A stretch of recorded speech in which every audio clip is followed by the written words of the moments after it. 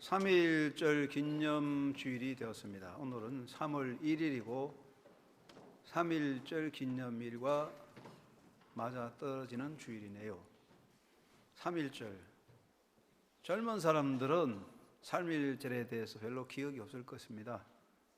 그러나 나이 든 사람들은 3.1절이 굉장히 중요하고 또 3.1절 잊을 수 없는데, 저희가 자랄 때는 3.1절 되면 3.1절 기념 행사를 거창하게 국가적으로 시행했습니다.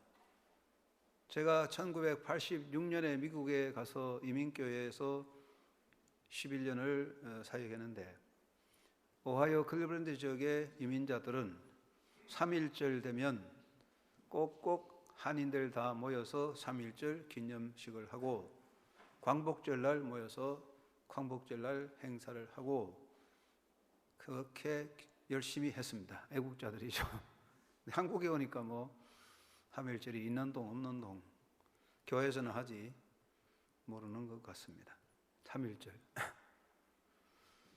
3일 김인년 3월 1일, 참 옛날 이야기지만 다시 생각합니다. 김인년 3월 1일 정오 이 터지자 빗물 같던 대한민국 만세. 그 다음에 그렇습니다.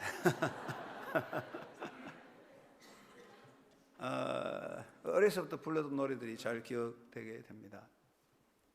3.1절, 왜 지금도 3.1절을 이야기하는가? 그렇게 질문을 할 수 있습니다.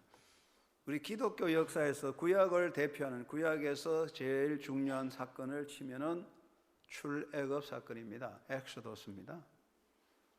이 엑소더스 출애굽을 통해서 히브리의 새 역사가 열려져서 조그마한 히브리 떠돌이 방랑객의 역사를 벗어나서 이스라엘 왕국 역사로 바뀌어가는 시대가 출애굽이고, 출애굽으로부터 율법의 시대, 하나님께서 이스라엘 백성에게 법을 주셔서 율법을 따라가는, 계약의 법도를 지키는 율법 시대가 열려지고, 출애굽 이후부터 회막제도, 성전에서 회막제도, 즉 성전 제사가 시작되었습니다. 이스라엘 역사에서 출애굽 이전은 구체적인 그런 게 없었을 것이고, 출애굽 이후부터 이제 이스라엘 12지파의 연합체가 생기고, 율법을 따라가는, 율법을 지키는 율법의 생활, 하나님과의 계약 관계가 열어지고, 회막을 중심으로 하는 회막 제사, 제사장 중심 성전 제사가 시작되었습니다. 그렇기 때문에 이스라엘 역사는 출애굽으로부터 새로운 시대를 열게 됩니다. 그런데 이 출애굽은 구약의 핵심이고 구원론의 골격이 됩니다. 바로 왕의 지배에서 해방되어서 가나안 땅으로 들어가는 과정은 죄의 지배에서 해방되어서 하나님의 자유자로서 하나님의 나라를 향해 가는 순례자의 삶을 사는 성도들의 구원론의 중요한 하나의 모델 케이스가 됩니다. 그러면 출애굽과 3.1 만세 사건과 비교를 해볼 때에 같은 점은 다 같은 민족적 사건이라는 것이고, 자유를 향한 도전이라는 점에는 3.1절 사건이나 6월절 사건과 서로 맥락이 통합니다. 그러나 차이점을 둔다면 출애굽 사건은 하나님의 역사입니다. 하나님의 절대적인 참여입니다. 이스라엘 민족들을 구원하고자 하나님께서 직접 그곳에 임재하셔서 10가지 재앙을 통하여 바로를 꺾으시게 하시고, 모세라는 하나님의 사람을 세우셔서 모세를 중심으로 하는 이스라엘 민족의 해방의 역사가 이루어지게 되는데, 출애굽은 이스라엘 민족의 민중적인 자발적 무브먼트, 행사가 아니고 하나님의 절대 주권적인 개입과 역사를 통해 되어진 겁니다. 그래서 구원과 우리가 인간의 죄에서 구원받는 것과 같은 이야기입니다. 그러나 3.1절 만세 사건은 전혀 다른 거예요. 3.1절 만세 사건은 민족적 자발성의 사건입니다. 3.1절 만세 사건은 우리 대한민국의 민중들이 우리도 자유를 찾자, 우리에게 자유가 필요하다는 의식으로 자발적인 형성으로 된 것이고, 두 번째는 종교 사회 지도자들이 연합을 했습니다. 기독교 지도자만이 아니고 불교, 기독교, 도교, 유교, 그 모든 기독교 외에 우리나라의 수많은 종교 대표들이 다 모여서 31명이 모여서 그게 그 3.1 운동 만세를 했기 때문에 거기에 대표들은 여러 종파의 지도자들이 다 모였기 때문에 특이한 이야기입니다. 그래서 우리 역사상에 모든 종교사회 지도자가 한 마음으로 연합하여 행한 사건이 바로 3.1 만세 사건입니다. 그 다음에는 3.1 만세 사건은 계층의 벽을 넘어섰습니다. 우리나라는 양반, 상민, 지식인, 천민의 차이가 굉장히 많았습니다. 어느 나라나 다 그랬지만 우리는 양반 계층과 상민 차이는 굉장히 극심했습니다. 그래서 상민은 양반과 함께 동거할 수 없습니다. 그런데 이 3.1절 만세 사건은 양반, 상민, 지식인, 천민의 계층의 격이 없이 양반, 상민, 지식인, 천민 모두가 함께 나라를 위해서, 자유를 위해서, 독립을 위해서 일어난 사건이기 때문에 3.1절 만세 사건은 우리나라 역사에서 두 번 다시 반복될 수 없는 민족 사건이라고 볼 수 있습니다. 그렇기 때문에 이제 우리가 두고두고 3.1절 사건을 기억하는 것은 굉장히 의미가 있기 때문에. 그런데 우리나라가 3.1절이 원래 97년인가요? 97주년? 김인년 96년이 지났지만 엄청난 사회, 환경, 문화 변화가 되어서 선진국으로 진입됐지만 우리나라 사람들의 정신적인 문화 형태, 우리나라 사람들의 민족 정신 이런 것들은 3.1절 만세 사건에 비해서 발전한 게 없어요. 오히려 더 떨어지고 있다. 그래서 3.1절 사건을 계속 기억하고 머리에 새기게 되는 것입니다. 3.1절의 의미는 첫째는 자유를 향한 투쟁이었다는 것입니다. 깨어있는 의식입니다. 사람이 의식이 깨어있다는 것은 굉장히 중요한 것입니다. 그래서 이 우리나라 사람이 일제의 지배를 받으면서도 우리는 자유민이 되어야 한다는 의식이 깨어있어서 그래서 만세운동을 일으킨 것입니다. 그래서 세계 역사에서 여러분 잘 알죠? 서양사를 배울 때 다 알지만 세계 역사에서 가장 짧은 역사적 시간 안에 민주주의, 민주화, 민주주의 사회로 바뀌어진 것은 대한민국밖에 없어요. 유럽 같은 데는 200년, 300년 투쟁했습니다. 자유를 얻으려고.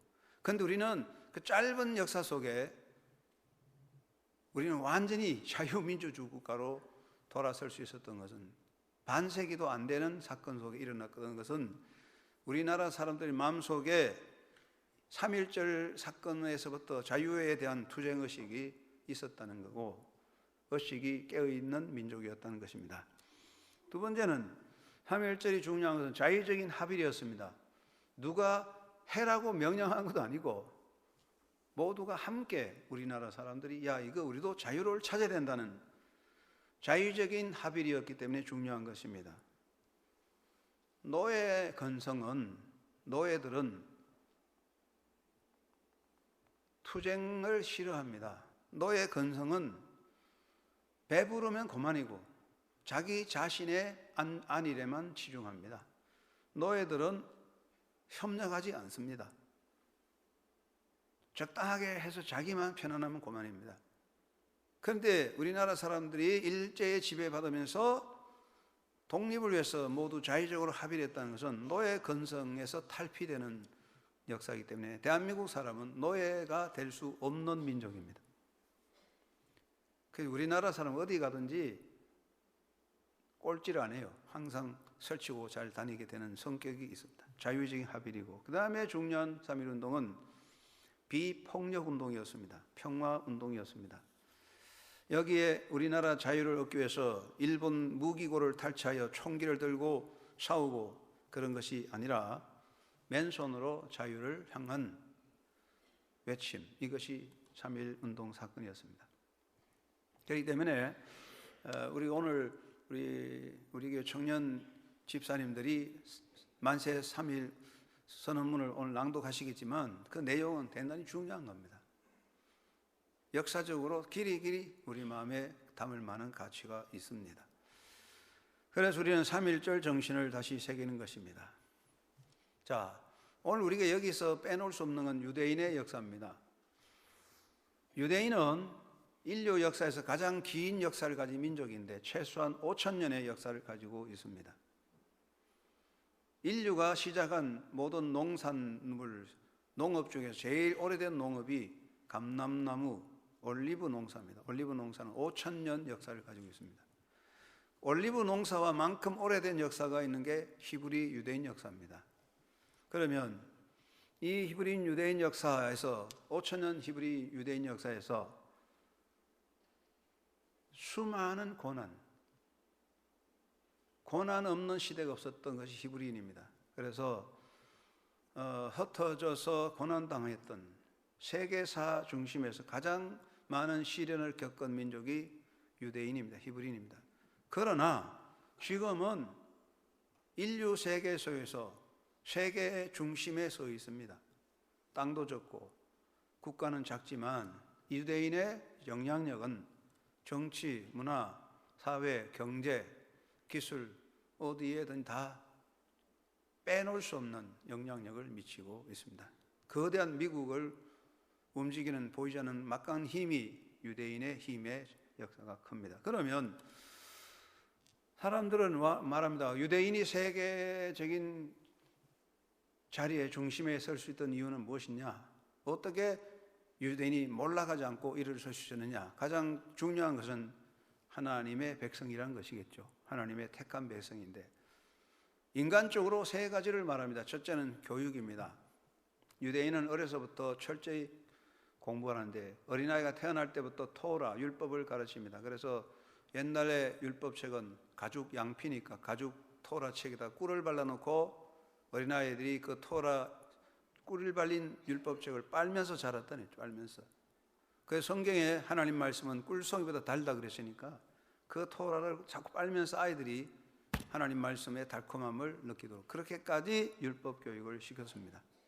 그리고 유대인은 율법을 가르칠 때에 반드시 생활 교육을 같이 시킵니다. 그래서 사도 바울은 율법에 대해 학자고 헬라 철학의 중요한 모든 학문을 터득한 사람이지만 천막을 만드는 기술자였습니다. 그것은 어려서부터 유대인들은 토라 교육과 함께 직업훈련, 노동훈련을 같이 시킵니다. 그래서 유대인은 뭐든지 합니다. 여러분 세계적인 학자들 보세요. 스피노자 유대인이잖아요. 그 사람은 뭘 해가 먹고 살았습니까? 렌저, 안경 만드는 기술자였어요. 그러니까 이 사람들은 다 그렇게 훈련받아서 토라와 함께 기술 교육을 시켰습니다. 노동의 가치를 가르쳤습니다. 그래서 유대인은 누구든지 글을 알고 글자를 읽을 수 있습니다. 그런데 유대인이 세계적으로 흩어졌을 때에 디아스폴라가 되었을 때 히랍, 로마 문화 속이 됐는데 히랍, 로마 장군들 힘 좋고 싸움은 잘하지만 문맹자입니다. 글자를 몰라요. 1, 2, 3, 4를 몰라요. 그런 속에 유대인이 들어가서 글자를 아는 사람 유대인밖에 없으니까 자연히 어느 곳에 가든지 가정 살림의 집사가 됩니다. 그래서 살림살이 다 하고 동계산 다 유대인이 했습니다. 그러니까 자연적 유대인이 세계 경제의 중심에 서게 된 겁니다. 유대인이 경제적인 동물이라서 그런 거 아닙니다. 셈을 할 수 있는 사람이었기 때문에 그렇습니다. 그리고 중세기 시대, 기독교 중세기 시대에도 대부분 다 문맹자들인데 그를 터득하는 사람 유대인입니다. 그래서 중세기 시대 유대인들이 유럽의 중심에 들어가서 모든 글자를 기록하고 번역하고 그런 작업을 했기 때문에 유대인이 문화, 경제, 정치 중심에 서게 된 겁니다. 그래서 유대인은 세계 중심에 서게 된 겁니다. 이건 그냥 된 게 아닙니다. 두 번째 유대인에게 중요한 것은 약속이라는 것입니다. 이스라엘 민족은 약속의 백성이잖아요. 하나님과 우리는 약속을 맺었다. 약속의 백성이다. 이게 유대인의 긍지거든. 그러니까 약속은 신뢰잖아요. 그래서 유대인은 어려서부터 하나님의 약속을 따라 약속을 지킨다. 그래서 유대인은 약속을 잘 지킵니다. 유대인이 특별히 종자가 좋아서 그런 게 아니고 어려서부터 하나님과의 계약을 지키는 백성이기 때문에 생활 습성 속에 약속을 지켜야 되는 거다. 그래서 신뢰, 성을 지키고 하나님 앞에 성실하고 책임지는 존재. 이것은 하나님과 백성, 이스라엘 민족 사이에 맺어진 약속, 계약의 백성이라는 그 뿌리가 있어서 그것을 지금도 이어가고 있다는 거죠. 셋째는 유대인에게 중요한 공동체 의식입니다. 유대인에게는 개인이라는 건 별로 의미가 없습니다. 공동체, 유대 사회라는 게 중요하지 개인은 의미가 없어요. 유대인에게는 개인보다는 사회입니다. 내가 어떻게 사냐가 아니라 우리 유대 공동체가 어떻게 사느냐에 절대적으로 가치관이 있습니다. 그래서 서로 도우는 공존이고 약자를 돕는 신명기법을 따라서 같은 동료를 도와주고 어려운 유대인을 도와줍니다. 유대인은 어느 공동체에 들어가든지 한 사람이 어려움을 당한 일이 없습니다. 모든 공동체가 책임지는 정신을 가지고 있습니다. 유대인은 교육을 통하여 누구보다도 역사 속에서 가장 셈을 잘하고 언어를 터득한 사람이고 약속을 잘 지켰고 공동체 의식이 있었기 때문에 고난과 시련 속에 흩어졌지만 세계 경제, 정치, 문화, 사회의 중심이 된 것입니다. 우리가 이것을 배워야 한다는 이야기죠. 우리가 배울 것은 바로 이러한 정신인 것입니다. 사도 바울은 이렇게 말합니다. 나는 자유자다. 그렇지만 나는 나를 위해서 내 자유를 서지 않는다. 나는 자유자지만 난 스스로 모든 사람의 종이 되어 있다. 라고 말씀하고 있습니다. 요한복음 8장 32절에 예수님께서 진리를 알지니 진리가 너희를 자유케 하리라 했습니다. 진리는 예수님이거든. 예수님을 만나면 자유를 얻는다는 건데 사도 바울이 예수를 만나서 자유를 얻었습니다. 율법으로부터 자유했습니다. 종교의 멍에에서 자유했습니다. 죄로부터 자유를 얻었습니다. 세상으로부터 자유했습니다. 사도 바울은 예수님을 만나서 세상 권세, 명예, 재물로부터 자유하였습니다. 어떤 권세도 명예도 재물도 사도 바울을 얽어매지 못했습니다. 다 벗어버렸어요. 그러니까 바울을 감당할 사람이 없었습니다. 돈으로도 안 되고 명예도 안 되고 주먹으로도 총칼로도 바울을 극복할 수 없기 때문에 바울은 진정한 자유자요 하나님의 권세 있는 종이었습니다. 그것은 진리신 예수님을 통한 온전한 자유를 얻었습니다. 그러면 사도 바울의 자유의식이 뭐냐? 바울의 자유의식은 첫째는 자유자지만 자기를 위하여 자유를 거부했습니다. 사도 바울은 나는 자유자지만 나는 스스로 내 권리를 서지 않는다. 나는 자유자지만 스스로 사람을 섬기는 종이다 라고 말합니다. 바울은 나의 자유가 다른 사람에게 해를 끼친다면 그 자유를 서지 않아야 된다고 했습니다. 나는 고기를 먹을 권한도 있지만 내가 고기를 먹음으로써 믿음이 약한 사람이 실족하면 나는 평생에 고기를 안 먹겠다 말을 했습니다. 이 말은 바울은 자기 자신을 위한 자유를 서지 않았습니다. 진정한 자유자는 자기를 위한 자유가 아닙니다.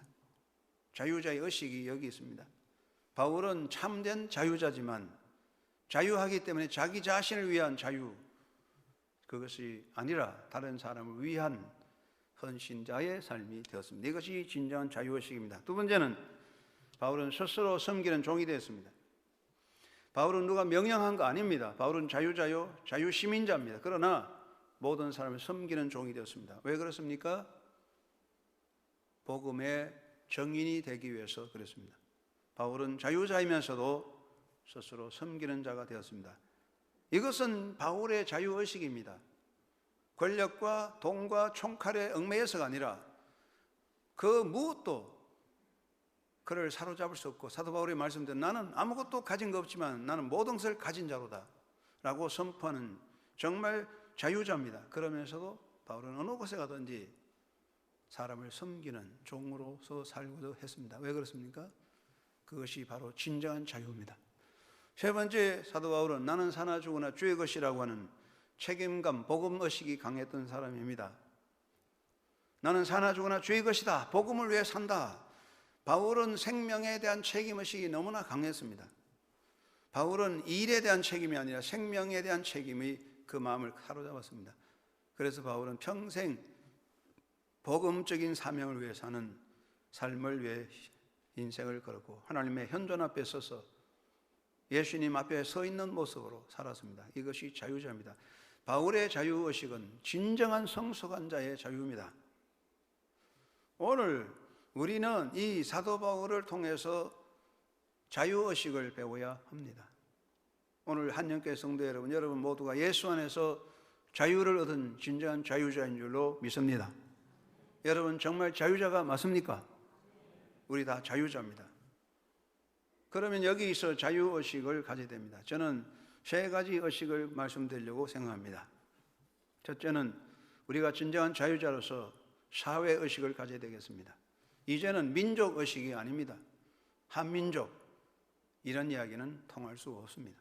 자유의식에서 세계화의 속에서 우리 민족보다는 사회의식, 우리 사회라는 게 중요한 것입니다. 극단적인 개인주의는 사회를 망치는 독성이 있습니다. 우물 안 개구리가 있습니다. 우물 안에 개구리가 다 빠졌습니다. 우물 안에 개구리가 빠졌습니다. 두 가지 생각을 할 수 있습니다. 부정적으로 우물 안에서 누가 제일 강하냐 하고 서로 싸우면 그 속에서 다 죽어버리게 됩니다. 제가 종종 그런 이야기를 했습니다. 기억나시겠습니다? 미국의 유명한 정치꾼들이 중요한 정치적인 자기 당의 정치를 위해서 모의하기 위해서 바닷가를 거닐면서 정치적인 이야기를 했는데 바닷가에서 어부가 게, 크랩, 게잡이를 합니다. 그런데 크랩, 게 잡는 사람들 보니까 게 잡는 바구니, 게를 잡아다니는 바구니에 뚜껑이 없다고요. 그 정치인이 아는 흉내를 내면서 어부에게 여보시오. 그 열심히 게를 잡았는데 그 바구니에 뚜껑이 없으면 개들이 다 도망가지 않소. 그렇게 한마디 했다고요. 똑똑한 척하고 했더니 어부가 힐끔 쳐다보더니 하는 말이 걱정하지 마시오. 이 개들은 당신들 잘 닮아서 한 놈이 도망가면 뒤에서 물고 늘어지기 때문에 뚜껑이 필요 없습니다. 정치인들이 망신당했습니다. 한 놈이 도망가면 뒤에서 개들이 물고 늘어지기 때문에 개는 밖으로 도망 못 갑니다. 한 분 바구니에 떨어지면 그게 있습니다. 여러분, 개구리들이 우물에 갇혔습니다. 서로 물고 뜯고 싸우면 다 죽습니다. 반대로 긍정적인 면에 생각해 봅시다. 개구리 우물에 갇혔습니다. 한 놈 한 놈이 서로를 도와주면 한 놈 한 놈이 서로 밟고 올라가면 마지막에 한 놈은 우물 밖으로 나올 수 있습니다. 두 가지 가능성이 있죠. 우물 안에 갇혔을 때 어떻게 하느냐에 따라서 우물을 탈출할 수 있기도 하고 다 죽을 수 있습니다. 그것이 사회의식이라는 것입니다. 편협한 민족의식은 우물 속에는 개구리같이 서로 잘났다고 뻐기다가 망하는 것이지만 건강한 사회의식은 서로 도와가면서 한 사람 한 사람을 통해서 우물을 탈출하는 100마리 개구리 중에 한 마리가 탈출한다면 성공하는 것입니다. 이것이 사회의식입니다. 바로 우리는 그런 정신을 가져야 됩니다. 우물 안에서 100명이 다 죽기보다는 한 사람이라도 탈출해야 새로운 시대가 열리는 것입니다. 우리는 무엇을 꿈꾸고 있는지를 생각해야 됩니다. 한국의 정치나 사회가, 한국의 기독교가 자칫하면 우물 안에 갇힌 바구니에 빠져있는 개들같이 서로 물고 떴다가 함께 몰락할 수도 있습니다. 위험한 것입니다. 사회의식이 있어야 됩니다. 몇 년 전에 미국의 뉴욕 쪽에 눈이 어마어마하게 왔습니다. 제가 클리브랜드 오하이오 살았는데 그게 스노우벨 때 눈이 많이 올 때 눈이 많이 오면 막 1m씩 와요. 그런데 뉴욕 보스턴 쪽에 눈이 많이 오거든요. 눈이 엄청 나왔습니다. 그래서 피해가 많았는데 그런데 놀란 일이 일어났죠. 눈이 그렇게 사해서 걱정하는데 집집마다 사람들이 다 밖으로 나와서 자기 길을 다 치우고 공동들이 다니는 차도를 다 치웠어요. 누가 시킨 게 아닙니다. 누가 명령한 거 아닌데 뉴욕 사람들, 워싱턴 사람들 다 스스로 밖으로 나와서 자의적으로 눈을 다 치웠어요. 그래서 빠른 시일 안에 자동차가 다니고 길이 열리게 됐습니다. 그래서 그때 미국 대통령 오바마 대통령이 오바마 이 말이네. 오바마 대통령이 무슨 말 했냐? 새 말을 만드는데 그것을 스노셜리즘이라고 했어요. 스노하고 소셜리즘, 눈하고 사회주의, 소셜리즘 사회주의, 눈, 그래서 스노셜리즘 만들어낸 말입니다. 새로 생긴 말입니다. 스노셜리즘. 이 말은 눈이 왔을 때에 모두 함께 나와서 다 함께 눈을 침으로써 막힌 길이 열렸다는 거죠. 그게 사회의식이라는 말이죠. 스노셜리즘. 아름다운 이야기입니다. 2013년 4월 보스턴 마라톤 결승점에 폭탄 테러가 있어서 3사람이 죽고 264명이 다쳤습니다. 엄청난 비극입니다.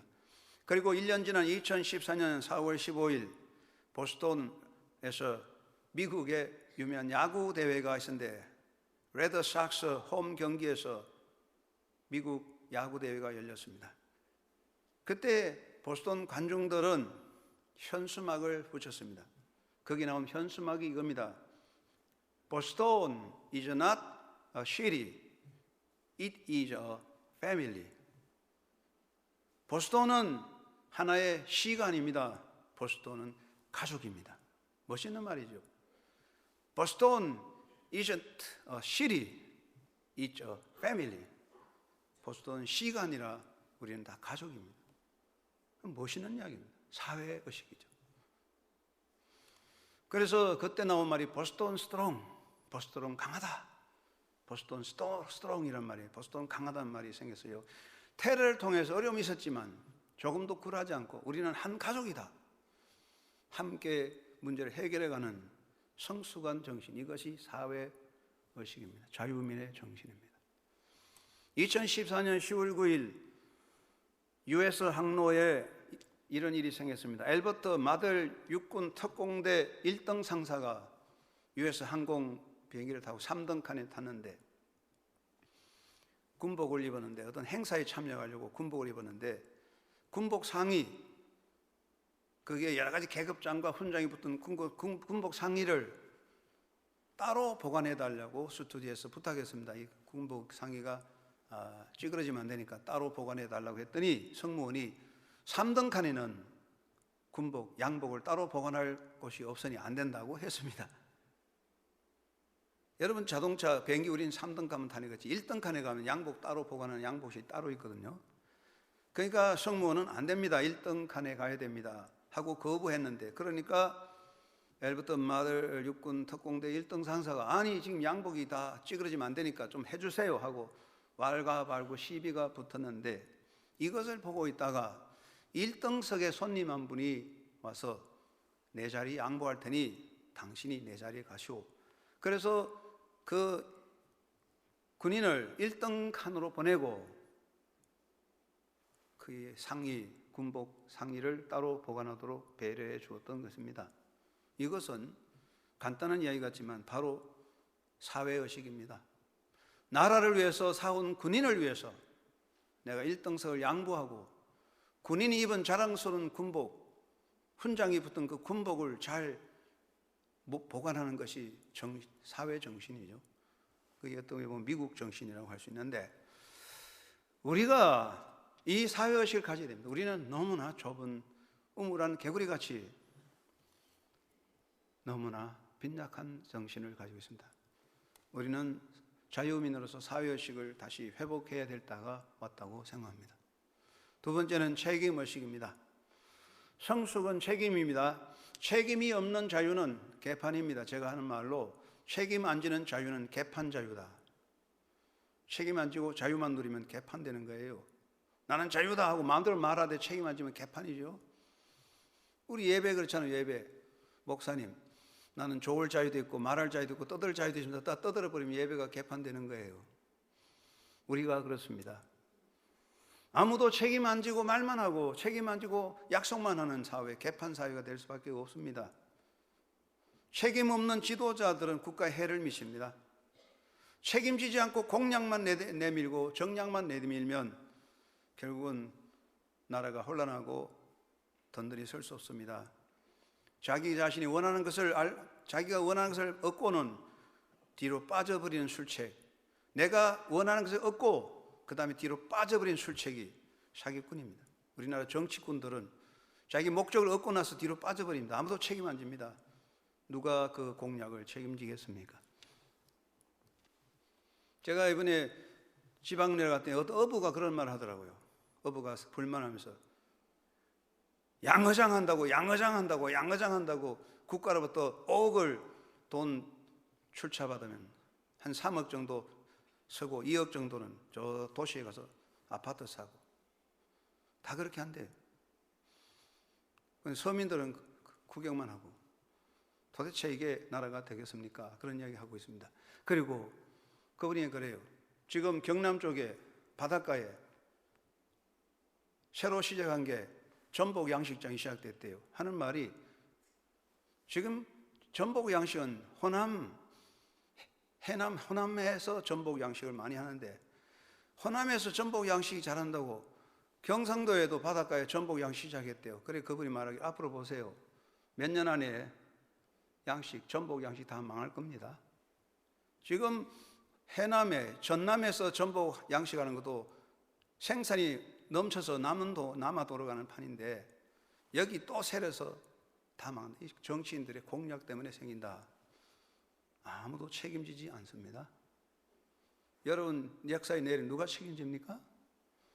여기 젊은 집사님들 아이들 학교 보냅니다. 누가 가르칩니까? 아이들 미래 누가 책임집니까?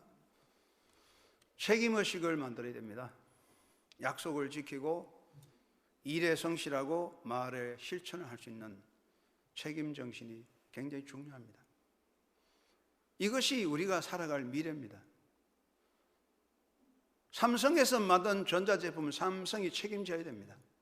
현대가 만든 자동차는 현대가 책임져야 됩니다. 책임 못 지면 세계에서 밀려납니다. 그래서 고장나면 AS를 해야 되는 거 아닙니까? 책임을 가지는 정신을 가져야 됩니다. 셋째는 선민의식입니다. 앞서가는 정신이죠. 잠을 자는 자는 앞서가지 못합니다. 깨어 있어야만 미래를 볼 수가 있습니다. 선민의식은 깨어있는 정신입니다. 자기 우울감에 빠져 있는 것은 미성숙의 모습입니다. 무조건 자기 우울감이 아니라 깨어있는 선민의식을 가지고 미래를 볼 수 있는 정신을 가져야 되겠습니다. 앞서가는 지도자는 앞서가는 정신, 깨어있는 선민의식이 필요합니다. 그래서 모험적인 정신과 희생정신과 창의적 정신이 필요합니다. 모두 가는데 길이 막혔을 때에 길을 열어가고 모두 포기할 때 다시 시작하고 어두울 때 밝음을 준비하는 것이 창의적인 선구자입니다. 다 밝을 때 길이 환히 보일 때 가는 건 누구나 할 수 있습니다. 그러나 어두울 때 길을 찾는 것이 선민정신이고 힘들 때 미래를 준비하는 게 선민정신입니다. 그런 정신이 필요합니다. 우리는 선민의식으로 세계에 앞서가는 의식을 새롭게 준비하는 자유민이 되어야 할 줄로 믿습니다. 건강한 정신을 가져야 되는 것입니다.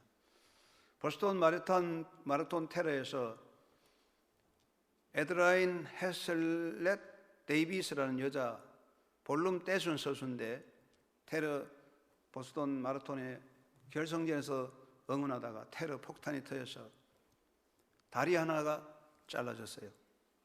볼룸 댄서 선수가 다리 하나 잘라졌는데 어떡합니까? 인생의 실패입니다. 그러나 1년 동안 피땀 흘리는 훈련을 통해서 1년 후에 무대에 나타나서 쇠로 된 다리를 달고 댄스를 했습니다. 그녀는 이런 말을 했습니다.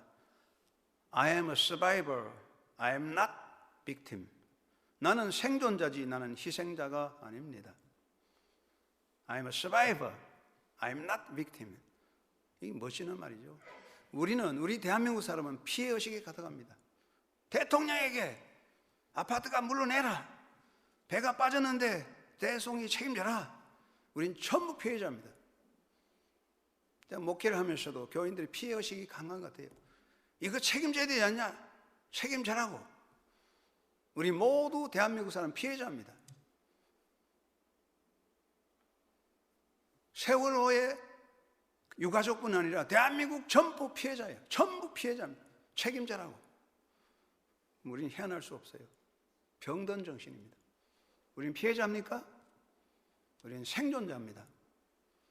I am survivor. 생존자입니다. 나는 피해자가 아니란 말이에요. 이 고난 속에 나는 살아남았다. 살아남았다는 환희.